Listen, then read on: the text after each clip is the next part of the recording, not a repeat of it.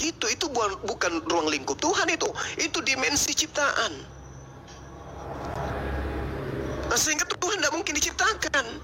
Tetapi Anda lah satu-satunya agama yang hari ini berdialog dengan kita yang menciptakan Tuhannya.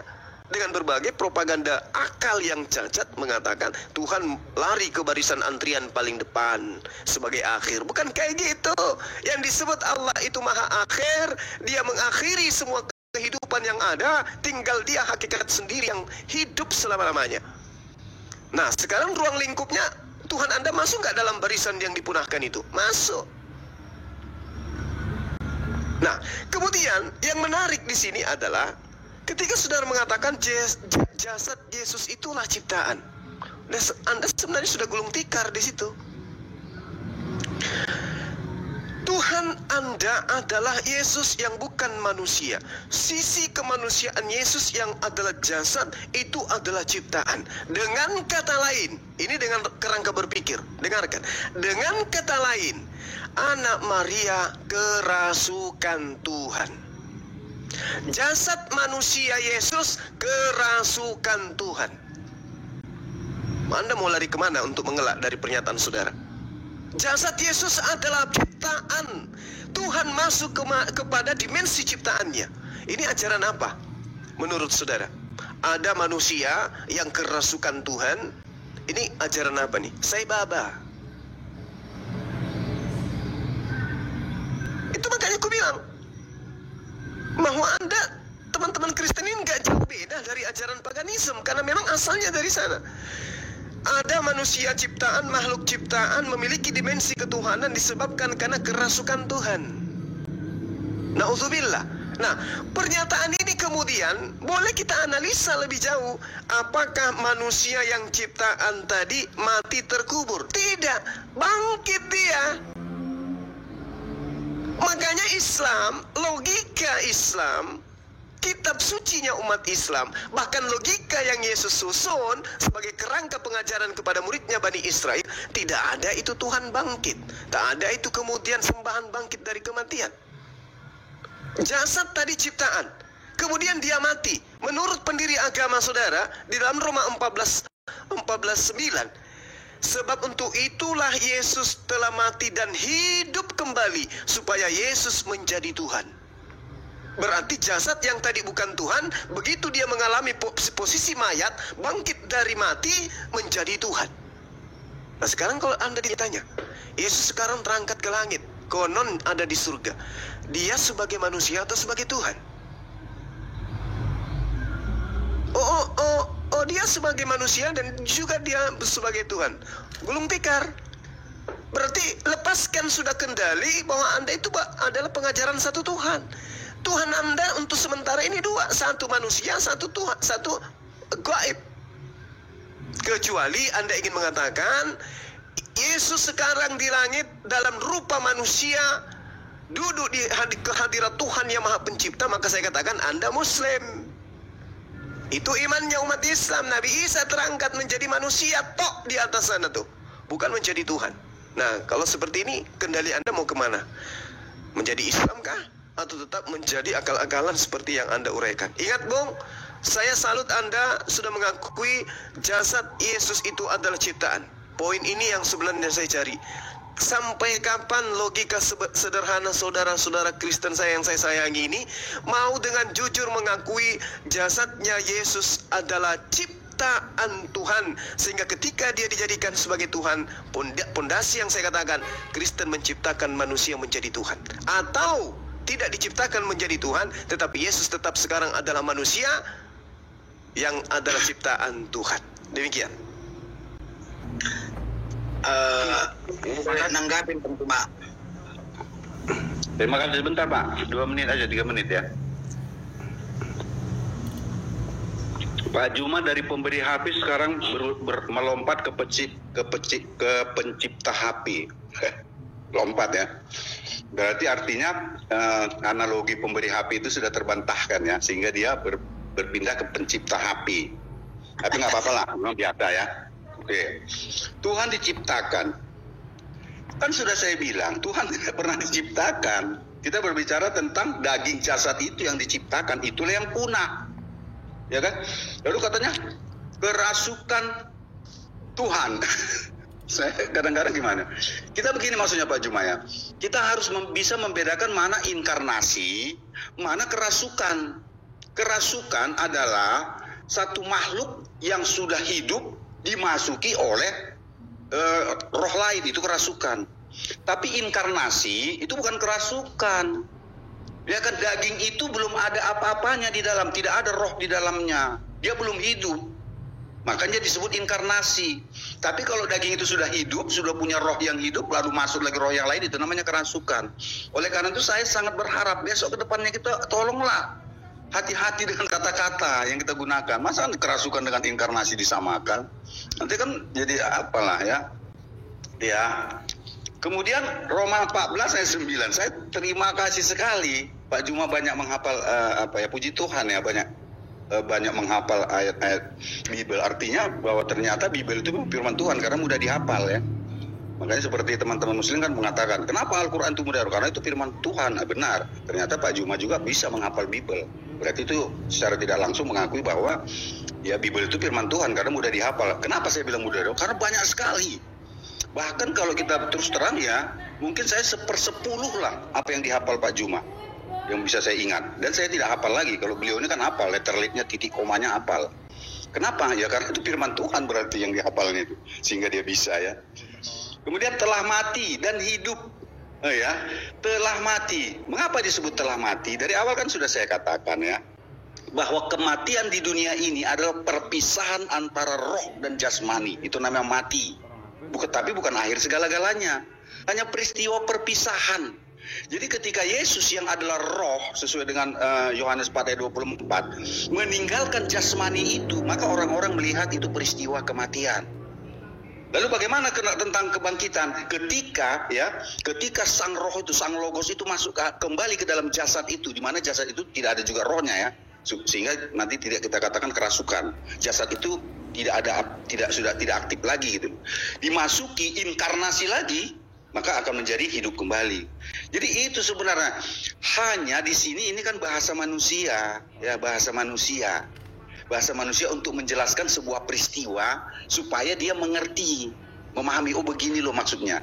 Tetapi 2 menit ya, loh, saya hitung. Tapi kalau ada orang yang tidak bisa mampu memahami ini, ya itu bukan masalah di Kristen, itu di masalah mereka. Kalau kami mampu, Ya. enjoy saja saya memahaminya. 2 menit tadi Anda minta cukup. Ya tak, tapi Pak cuma 10 menit enggak ditahan tadi. Oke lah. Kalau Anda saya minta sudah 2 menit kok. Kalau saya sudah diberhentikan, ya oke, enggak apa-apa.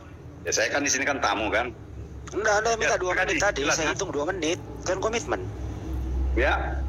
Saya sebenarnya enggak muter-muter karena padahal saya lurus tuh. Tapi Pak Juma yang muter-muter kalau menurut saya, tapi enggak apa-apa lah ya. Terima kasih. Udah. Saya dulu 1 menit ya. Saya dulu Bang. Enggak, 1 menit aja. 1 menit. Nah, gua mengalah lagi, Oke. silakan. Jadi Bang Juma, aku takutnya nanti Bang Juma ini jadi error karena dipaksakan mengimani ajaran Kristen itu secara logika, sementara dia mengimani ajarannya secara iman. Nah, sekarang saya tanya, logika Anda bagaimana menjelaskan baginda itu bisa membela bulan? Aduh, Bapak lari konteks ini. Baginda itu bisa membela membela? Ini bukan topiknya itu, Pak. Bapak, Ya, artinya jawab ini aja, Pak. Pak. Menjawab aja dulu, gitu loh. Bapak ini. Takutnya nanti, Pak. Takutnya Kalau nanti saya tanya Bang apa, Bapak nggak bisa menjawab, Bapak ini. Pak penyebab Bagian kita apa bisa ya? kita di sini hanya bisa menjawab, tidak boleh bertanya. Boleh Bukan bertanya. gitu loh, tapi Pak bukan Ginting. topiknya itu. Bukan topiknya Ya. kan gitu. Bukan topiknya. Maksudnya, gitu loh. Bagaimana kalau kita bahas saja oli bekas? Pindah topik kan? Ini topik apa, ngomong apa ini orang ini? Ya Iya. udah Bang Juma dulu luruskan baru saya deh. Soalnya Bang Juma Silakan, ini Bang. tadi Bang Juma dulu. Baru. Iya, jadi gini Bung, terkait dengan bulan terbelah itu kan sains pun bisa menelaah itu adalah sebuah kejadian. Sekarang masalahnya adalah bukan Rasulullah yang membelah bulan, Allah yang memperlihatkan mukjizatnya. Itu loh, yang disebut wakil Tuhan, apapun bisa dia lakukan. Wakil Tuhan, Pak. Jadi Tapi pemahaman kalian itu semua Dengerin dulu salah. Bapak. Dengerin dulu. Udah keras Bagus ini orang. bagus ini bapak ini. Iya.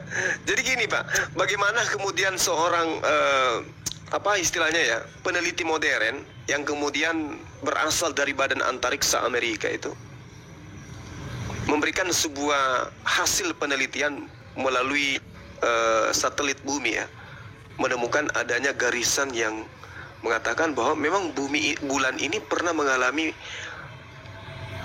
pemisahan gitu Pak. Itu sains yang menemukan itu, bukan internal Islam. Itu dulu kita pindah ke nanti kita bahas secara menyeluruh itu terkait tema ini. Nah, kembali kepada apa yang disajikan oleh saudara saya tadi. Kerasukan itu adalah makhluk yang dimasuki atau kemasukan makhluk lain atau roh. Itu tidak disifati daripada Yesus, kata saudara. Jadi Yesus itu adalah bukan manusia, tetapi dia adalah ciptaan. Ini logika Anda ini yang saya uraikan, ini logika Anda ini. Jadi dia bukan kerasukan, tetapi dia adalah inkarnasi. Maksudnya Tuhan menciptakan Tuhan, kemudian dia masuk ke dalam Tuhan. Itu kan yang Anda mau? Karena tidak mungkin Anda mensifati inkarnasi itu sama seperti babi ngepet. Sabar. Enggak, Kan Pak hanya Juma, ada dua, Bung. Janganlah. Hanya ada dua, Bung. Hanya ada dua. Bang Juma, Jangan tolonglah. dipotong Kalau tidak dong. saya narasikan, jangan dinarasikan. Enggak. Ini poin daripada narasi Anda. Anda mengatakan Yesus itu adalah ciptaan. Biologisnya adalah ciptaan. Tetapi Anda membantah dia tidak kerasukan Tuhan. Berarti jika demikian, Anda tidak mau Yesus itu kerasukan Tuhan, tapi Anda mengatakan dia adalah ciptaan. Berarti yang menjadikan dia Tuhan adalah manusia, yang bukan Tuhan menjadi Tuhan adalah Anda. Saya bantu Anda untuk menguraikan apa yang Anda sampaikan barusan. Yesus adalah manusia, jasadnya adalah ciptaan, tapi pada dirinya ada dimensi ketuhanan. Apa yang Anda bisa jabarkan di sini? Artinya Yesus yang adalah ciptaan menjadi Tuhan karena dia kerasukan atau kemasukan atau diilhami Tuhan di dalamnya. Ada Tuhan masuk ke dalam dirinya. Nah, kalau Anda mengatakan itu salah, berarti sama sifatnya babi ngepet. Manusia membuat dirinya menjadi babi. Tuhan membuat dirinya menjadi manusia. Sama seperti babi ngepet. Yang mana yang Anda pilih? Jasad yang bukan ciptaan, kemasukan Tuhan, atau Tuhan yang tadinya bukan ciptaan, merubah dirinya menjadi ciptaan. Tadi manusia yang bukan babi, merubah dirinya menjadi babi. Mana yang Anda pilih? Inkarnasi, manusia menjadi babi, Tuhan menjadi bukan Tuhan, atau orang yang kerasukan padanya roh Tuhan? Coba, saya ingin tahu, yang mana yang Anda pilih? Inkarnasi yang tadi babi menjadi manusia, Tuhan menjadi manusia, Tuhan menjadi bukan Tuhan, atau Tuhan memasukkan dimensi ketuhanan kepada ciptaan berupa Yesus? Yang mana Anda pilih? Oke, saya sudah jelaskan Pak Juma ya. Yesus menciptakan daging di mana dia masuk ke dalamnya. Daging itu bukan manusia, bukan Tuhan, Pak. Makanya saya bilang perpaduan antara jasmani dan rohani, maka manusia mengatakan itu manusia. Jadi jangan Bapak bilang Tuhan menciptakan Tuhan lalu masuk ke dalam Tuhan. Itu kan bukan itu kata-kata yang saya gunakan tadi. Yesus menciptakan daging, ya, menciptakan daging, lalu dia masuk ke dalam daging itu. Daging itu belum punya roh. Kalau babi ngepet kan punya roh. Yesus yang menciptakan daging. Yesus menciptakan daging. Ya. Oke. Yesus menciptakan daging, lalu Yesus masuk ke dalam ciptaan, betul? Ya, betul. Nah, berarti daging ini tadi apa? Ya, daging tetap daging. Daging yang kerasukan Yesus, betul? Kerasukan, Pak. Kata-kata kerasukan itu hanya bisa disematkan kepada satu makhluk yang dimasuki. Oke. Berarti, saya ganti bahasanya. Ini bahasa gereja. Berarti jasad manusia yang diciptakan ini kepenuhan Tuhan, betul? Ya, sepenuhnya berdiam dalam dirinya. Iya. Oke. Berarti ada ciptaan yang kepenuhan Tuhan, betul? Ya. Nah, apa bedanya dengan kerasukan? kerasukan kan sudah saya bilang, kerasukan adalah makhluk, ya, makhluk dimasuki oleh roh lain, itu namanya Terus jasadnya anak Maria dimasuki oleh siapa? Sebentar, Pak. Yang anak Maria itu kan daging itu belum punya roh, Pak. Oke. Ya, belum punya roh. Oke. Ya, jadi berarti dia belum disebut manusia karena dia masih bentuk daging, ya. Daging inilah yang diinkarnasi, masuk ke dalamnya. Maka terbentuklah, lama-lama terbentuk menjadi bayi, berkembang. Daging ini, Pak, yang berkembang. Ya. Terus Ini zombie ya, zombie. Terus jasad yang tadi yang adalah ciptaan, kepenuhan Tuhan, sama halnya kerasukan, kemasukan Tuhan, betul? Bukan kerasukan, Pak. Kan kerasukan.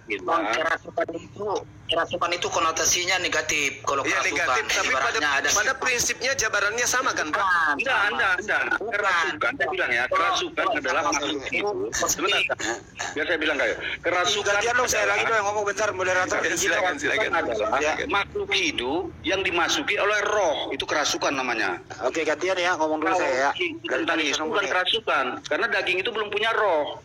Oke, Ya kan? gantian ya, Oh, izin ya. jasad ya. Jasad itu yang belum punya roh. Nah, Yesus masuk ke dalamnya, inkarnasi, masuk ke dalam daging itu. Ya oke, gantian ya, jangan dipotong. Saya tadi mengikuti semua nih gitu ya.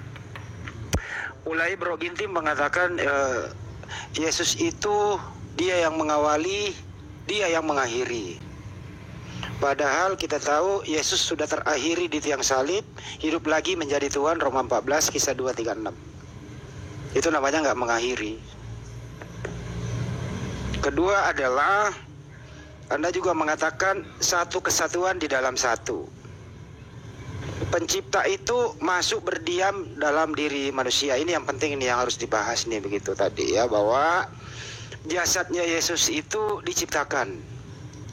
Terus kemudian pencipta masuk ke dalam jasad. Akhirnya Yesus ini dua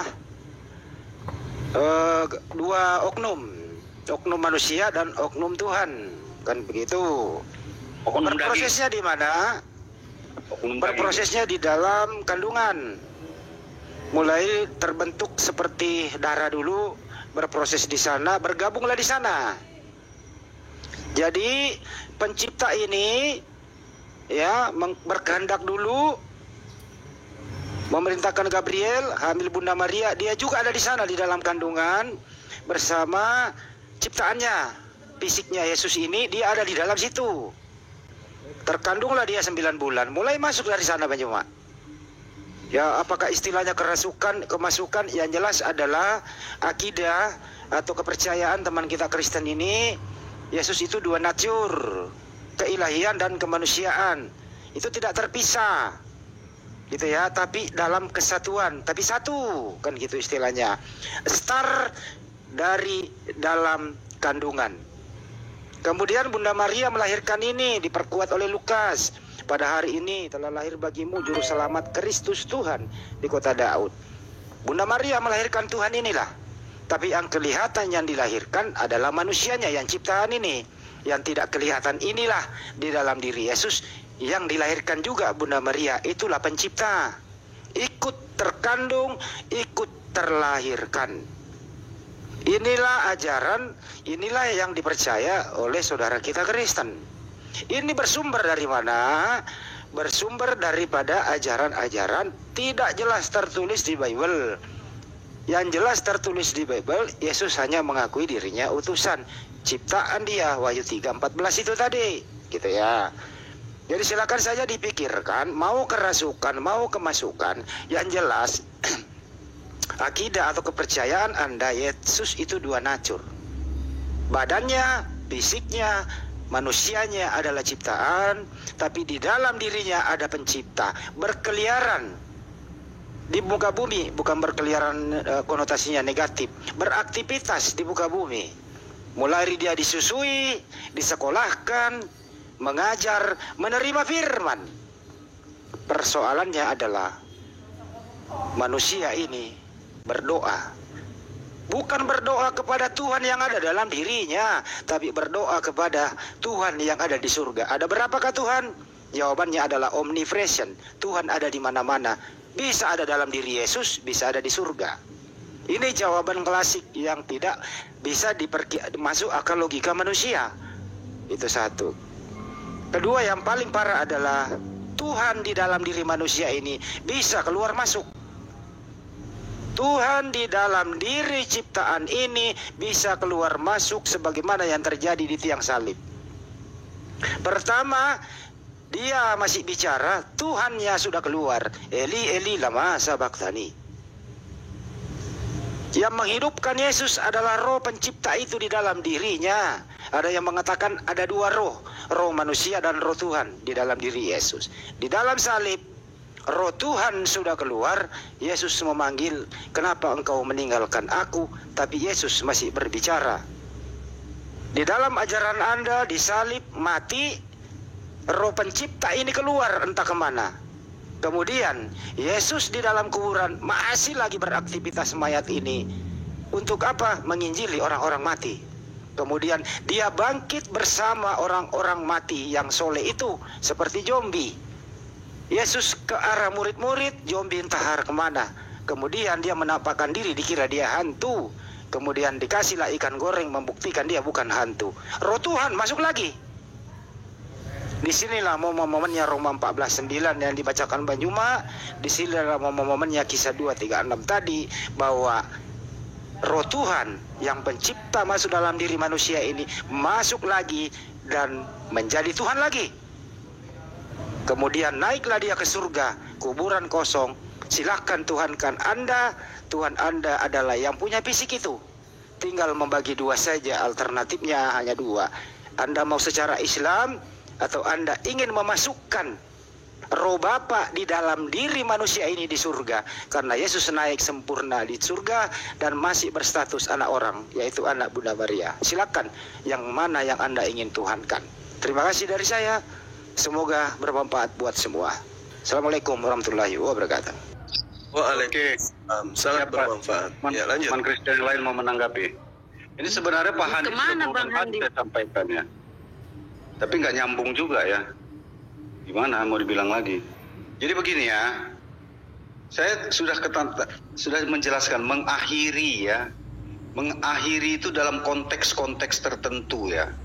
Tetapi nanti secara menyeluruh memang Tuhan juga yang mengawali dan mengakhiri ya konteks. Tetapi ketika berbicara tentang Yesus, ini tentang yang mengawali dan mengakhiri sebuah nubuat tentang kematiannya.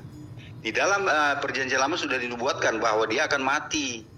Siapa yang bisa menggenapinya, yang mengakhirinya? Ya tentu dia sendiri. Ya nggak mungkin orang lain. Dia yang berjanji akan mati, lalu orang lain yang melakukan, kan tidak mungkin. Itu namanya nggak apple to apple. Makanya mati itu sudah berulang kali saya sampaikan. Mati itu adalah sebuah peristiwa di mana roh itu meninggalkan jasmani. Itu namanya mati. Ya jasad itu ya tetap jasad, daging. Bukan Tuhan, bukan yang disembah. Saya rasa ini harus dipahami lah ya. Kemudian Yesus memiliki dua natur. Siapa yang bilang dua natur? Natur Yesus itu hanya ilahi. Ya toh? Natur daging itu bukan dia punya, bukan dia, itu ciptaannya. Tetapi digunakannya di dunia. Memahami ini saja kok nggak bisa gitu. Ketika saya ya masuk ke dalam mobil ya mobil itu tetap mobil, saya tetap saya, tetapi sayalah yang menggerakkan mobil itu sehingga bisa melintang ke sana kemari ya, ngalor ngidul, mobil itu bisa ke sana kemari karena saya ada diam di dalamnya. Tetapi ketika saya keluar, mobil itu ya nggak ada apa-apanya lagi, ya berbentuk sebuah onggok besi-besi. Jadi begitu cara memahaminya Pak. Jadi napasnya Yesus ada di luar badannya ya? Paham dengar. Napasnya Yesus ada di luar badannya ya? Saya tanya yang Kristiani satu aja. Yang tanya yang Kristiani ya. Satu aja. Bang, yang Kristiani saya tanya satu aja. Waktu Yesus di bumi, Bapak di surga itu ada nggak seperti semula? Maksudnya? Kan Yesus ada di bumi nih. Nah, ya. Bapak di surga itu ada nggak seperti semula? Masih ada nggak? Masih ada, maksudnya gimana Pak? Ya masih ada lah. Karena begini Pak ya. Ada Bapak dan ada Yesus ya. Bagus ini. Berarti ada Bapak dan ada Yesus gitu ya? Iya. Ya oke. Tuhan itu, Bapak itu tidak berwujud.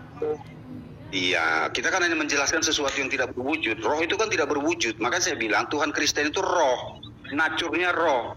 Tetapi ketika dia menggunakan kedagingan, ya toh, lalu dia inkarnasi di dalamnya, orang-orang mengatakan dia menjadi manusia. Paham kan sampai sini kan? Jadi ada perpaduan. Saya gini loh Bang, pertanyaan saya gini, kenapa orang Kristiani kok menekankan menyembah Yesus bukan menyembah Bapa aja yang masih ada di atas? Gitu loh. Nah, kesalahan orang Kristiani itu menekankannya keliru. Oke, baik, saya jawab ya. Sebenarnya begini, kami menyembah Tuhan, ya, kami menyembah Tuhan. Di dalam diri Tuhan itu ada beberapa kuasa yang tidak berpisah, Bapa, Putra, dan Roh Kudus. Tetapi kami bisa saja berdoa, Bapa kami yang di surga, dikuduskanlah namamu, bla bla bla bla, di dalam nama Yesus kami berdoa dan mengecap syukur. Nggak ada masalah. Jangan pindahin topik, Di. Permasalahannya Edi, jangan pindahin topik. Edi, jangan pindahin topik dulu. Ini topiknya di sini adalah topiknya di sini gitu lah ya. Pencipta masuk ke dalam ciptaannya, itu topiknya. Iya, ya. Oh itu. Jelas ya. Jadinya Yesus sang pencipta itu tentu bisa masuk dalam dagingnya. Jangankan Yesus Pak, manusia saja pun jiwa itu bisa masuk Pak. Kita berbicara tentang roh ya. Jiwa yang adalah kita bisa keluar masuk loh ke dalam tubuh. Contoh Lazarus. Orang-orang yang awalnya hidup, jiwanya ada di dalam dirinya, keluar. Lalu orang mengatakan dia mati. Dan ketika Yesus datang, bisa lagi dimasukkan jiwa itu ke dalam tubuh itu, dan dia hidup lagi. Kalau manusia saja bisa seperti itu, manusia umumnya ya, apalagi Yesus yang lebih dahsyat lagi, tentu gampang bagi dia keluar masuk ke dalam daging. Masa hal-hal seperti ini kita itu Pak, kalau Maria makanya nggak bergizi, kurus dia, bisa mati loh. Banjuma dulu. Ada beberapa waktunya Banjuma untuk menjawab. Aturan main yang memang harus terjadi di dalam diri manusia itu. Bisa saja. Contohnya begini Pak ya, contohnya begini. Seluruh manusia ini tidak makan pun bisa dibuat Tuhan hidup terus. Tetapi karena Tuhan sudah membuat sebuah ketentuan, ya Pak ya. Contohnya begini, karena Tuhan sudah membuat sebuah ketetapan, manusia itu harus makan, daging itu harus diberikan asupan ya, vitamin, protein, lemak dan sebagainya. Itu sudah ketetapan Tuhan, maka itu akan berlanjut. Walaupun sebenarnya Tuhan bisa saja membuat manusia ini nggak usah makan pun bisa hidup selamanya. Stop dulu ya, Bang Edi ya, Bang Juma, silakan Bang Juma menyampaikannya. Oke. Pencipta masuk ke dalam ciptaannya dan pencipta ini bisa keluar masuk. Bang Juma lagi, silakan. Iya, jadi itu adalah kaidah yang keliru gitu ya Bang. Karena di dalam Alkitab kemudian jelas sekali dikatakan bahwasanya benarkah Tuhan itu akan diam, ya, akan diam di dalam bumi bersama dengan manusia. Dijawab sendiri oleh Tuhan itu sendiri. Sesungguhnya langit, nah ini satu poin yang harus dipahami oleh saudara Ginting Asumsi. Di mana Pak? Di mana? Kalimat tunggu, sabar Bang, sabar. Yang pertama adalah di 2 Tawarik 6:18. Yang pertama adalah jasad Yesus. Jasad Yesus ini adalah murni ciptaan. Berarti dia terbatas ruang, terbatas waktu, terbatas dari segala aspek. Sementara Tuhan menyatakan di dalam 2 Tawarik 6:18, tetapi benarkah Tuhan hendak diam bersama dengan manusia di atas muka bumi? Sesungguhnya langit, bahkan langit yang mengatasi atau yang meliputi atau yang mencakupi segala langit pun tidak dapat memuat engkau. Terlebih lagi rumah yang kudirikan ini, apalagi kandungan Maria, apalagi tubuh manusia Yesus. Ini dalil Pak nih. Ini dalil dalam kitab saudara nih. 2 Tawarik 6 kalau nomor 18 kalau nggak salah Bang Handi. Benarkah Tuhan hendak diam bersama dengan manusia di atas bumi? Bumi loh, bumi. Bumi yang menjadi patokan. Tapi Tuhan mengatakan apa? Jangankan bumi, bahkan langit yang menutupi segala langit pun tidak dapat memuat engkau. Apatah lagi tubuh ciptaan yang diciptakan, yaitu badannya Yesus. Ini Pak, makanya kembali kepada akal tadi ku bilang. Akal yang menjadi kemudian konsep yang harus menjadi tatanan dalam beragama. Akal rusak, asumsinya apa? Akal rusak maka logikanya rusak. Logika rusak maka akan menghasilkan sebuah pesan yang cacat. Orang yang mengimani pesan cacat itu orang miring namanya, Pak. Ini bukan kebencian, bukan. Ini saya torehkan adalah konsep kebenaran. Oleh karena itulah kemudian ketika Anda ditanya, oh, pada dimensi ketuhanan Kristen ada Bapa, ada Anak, ada Roh. Sekarang kalau ditanya, Anak ini yang mana? Yang menjadi dimensi 3 Tuhan menjadi 1 ini, Anak ini siapa? Anak ini adalah Yesus. Yesus yang mana? Yang bukan ciptaan. Loh, itu kan Bapa. Ini yang kutanya Anak. Anak ini yang mana? Kalau Anda jujur, Anda akan mengatakan anak ini adalah manusia Yesus. Berarti pada diri ketuhanan yang Anda sembah, ada sisi ciptaan. Berarti Tuhan Anda adalah ciptaan Anda. Logika yang saya bangun tadi itu sudah selesai sebenarnya. Anak adalah Yesus. Yesus adalah daging. Daging adalah ciptaan. Ciptaan adalah bagian daripada kerangka 3 Tuhan yang adalah 1. Berarti Tuhan Anda adalah ciptaan Anda sendiri. Kenapa? Pada dirinya ada dimensi ciptaan. Apa itu? Yesus. Apa itu? Ciptaan. Apa itu? Manusia. Apa itu? Anak Maria. Dia siapa? Dia Tuhan. Tetapi pada saat dia di bumi, dia juga adalah manusia. Jadi mau kayak mana lagi kita ini? Kita mau mengimani konsep ketuhanan Kristen pada Tuhannya ada sisi kemanusiaan. Siapa itu? Anak. Anak ini manusia. Dia namanya Yesus. Anda saya katakan inkarnasi. Inkarnasinya seperti apa? Oh, dia ciptaan. Dia menciptakan jasad. Dia menciptakan daging. Seperti orang yang membuat mobil lalu masuk ke dalam mobil itu. Yang sekarang masalahnya, mobil ini dan Anda itu sudah lengket menjadi satu hakikat. Apakah Anda boleh disebut mobil? Tidak. Apakah mobil Anda boleh disebut Anda manusia? Tidak. Tetapi Anda memaksakan mobil dan Anda adalah satu. Itu namanya mumet. Itu namanya cacat berpikir. Sesat. Mohon maaf ini. Anda yang membangun kerangka berpikir Anda sendiri. Anda yang menuai itu sendiri. Sekarang tinggal Anda pikirkan. Apakah Anda selamanya akan seperti ini? Atau selamanya ingin menjadi makhluk yang mulia. Yang menjadikan akal itu sebagai pondasi di dalam menapaki semua kebenaran. Itu dulu poinnya. Memang sulit, Bung Muid. Memang sulit karena itu doktrin, itu iman. Iman seseorang tidak boleh tersentuh oleh dimensi apapun, sekalipun itu kebenaran. Orang bisa mati karena imannya, tetapi itu adalah kematian sia-sia. Sekarang Anda mengatakan tubuh Yesus adalah ciptaan. Trinitas itu, Tritunggal itu adalah ada anak di sana, berarti ada ciptaan di sana. Kalaupun demikian Anda ingin mengelak, kita tanya, saudaraku yang saya cintai, yang saya sayangi, Yesus yang tadinya adalah ciptaan sekarang ini, dan nanti ketika kiamat itu datang, dia masih ciptaan atau berubah menjadi Tuhan? Satu, jawabannya adalah dia tetap ciptaan. Manifestasi dari itu, Anda menuhankan ciptaan. Kedua, Yesus yang tadinya ciptaan sudah hilang, berubah menjadi pencipta. Manifestasinya, Anda yang menciptakan Tuhan Anda. Jadi ada dua di antara konsep yang Anda jajakan. Anda menuhankan ciptaan atau Anda menciptakan Tuhan Anda sendiri. Anda nggak bisa keluar dari situ.